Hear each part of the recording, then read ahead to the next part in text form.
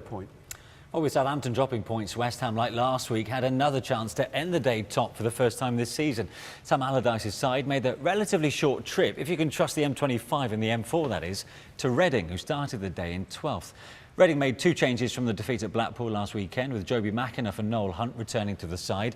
As for West Ham, out went O'Brien, Taylor and Cole. In came Demel, Diop and Picquion. Your commentator at the Medeski, Steve Wyeth. This is Demel making his second West Ham appearance.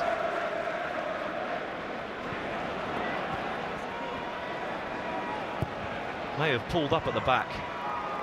Demel making that clearance. Here he is again, but in obvious discomfort. And Guy Demel's second appearance in a West Ham shirt is in danger of lasting a matter of 90 seconds. But Joey O'Brien is the man who's preparing to come on. Well, that's really horrible luck for the Ivorian.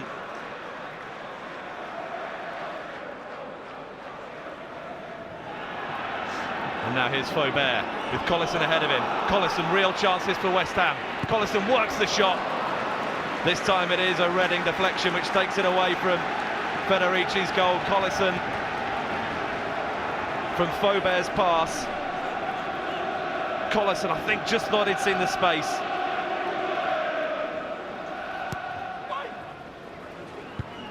Again, here's a chance, and off the line. It was Diop in there. Well, West Ham now.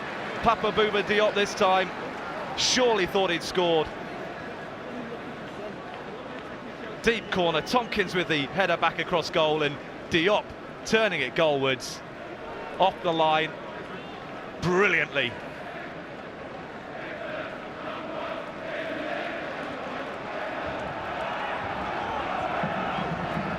Just a lot there by Mark Noble, and now through the middle. Chance for Noel Hunt. In behind West Ham for the first time. Rob Green finally has a save to make. Noel Hunt's effort, though, was easy for him. Seen so little of this from Reading this afternoon. Hunt, though, springing the offside trap. Same shot in the end. Will he be thinking about a change now as well, Brian McDermott? Something's got to change for him if Reading are going to get a goal, you feel. And now Hunt and O'Brien separated. It was John Carew warming up, the West Ham substitute, acting as peacemaker. Just sliding in Hunt, and O'Brien took exception to it, and Hunt foolishly had his hands raised there. Will this be yellow cards all round? A bit of a call-up. Well, just entirely unnecessary, really, but both go into the book.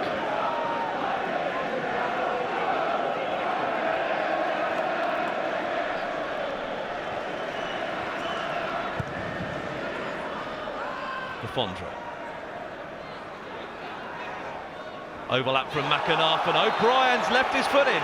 Now O'Brien's just been booked, and his second yellow card of the afternoon in quick succession will be swiftly followed by red. And West Ham must play the final 25 minutes with 10 men.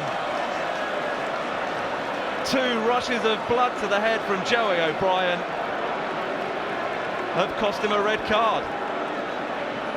The flick from Lafondra left McAnuff with a lot to do, and O'Brien was sucked in, wasn't he?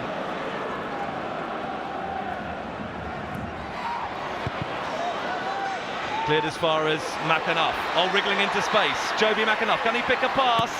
Pearce is on the end of it, 1-0. Reading lead. Seconds after West Ham are reduced to 10 men. McAnuff did all the hard work, waited, and Pearce offered him the best option, and the finish was simple. West Ham really made to pay.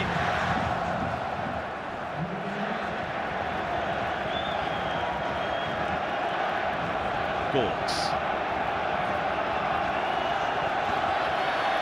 McAnuff, dangerous cross from him again. Chance for Church, just wide of the post.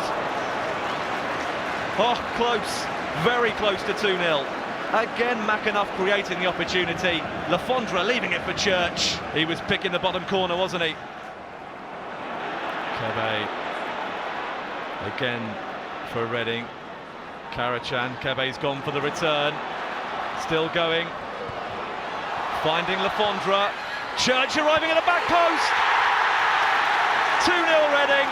Birthday boy Simon Church with the goal that will surely clinch 3 points for them against West Ham. Well, of all the presents he'll get on his 23rd birthday, Simon Church, this cross from Adam Lafondra will perhaps be the best. Couldn't miss.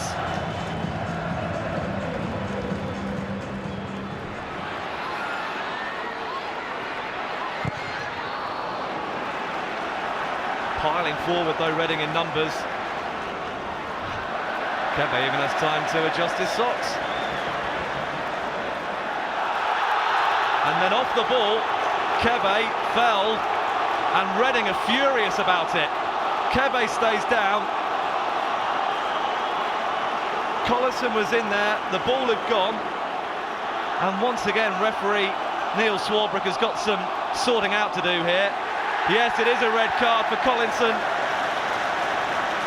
Late in on the challenge on Jimmy Kebe, and West Ham 2-0 down, are down to 9 men. O'Brien sent off earlier, now Jack Collison as well. And this is turning into a miserable afternoon for West Ham.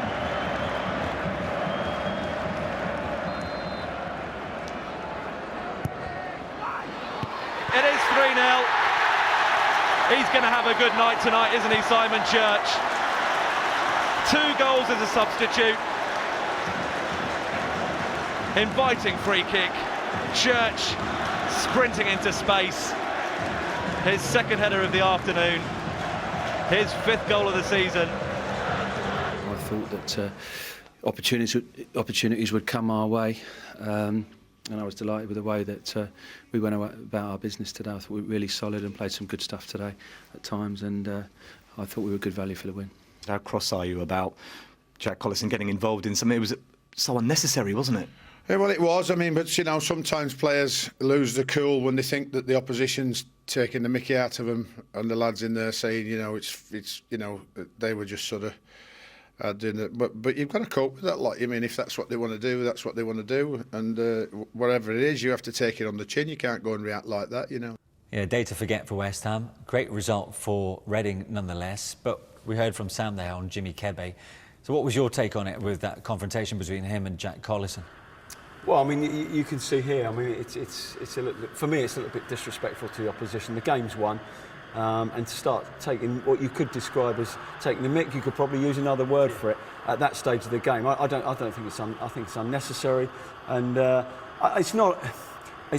You can't condone what Collison does, but you know, in that situation, it's understandable, and that's the sort of thing that would happen. I've played in plenty of games where if someone's tried to do that, that has been the end result.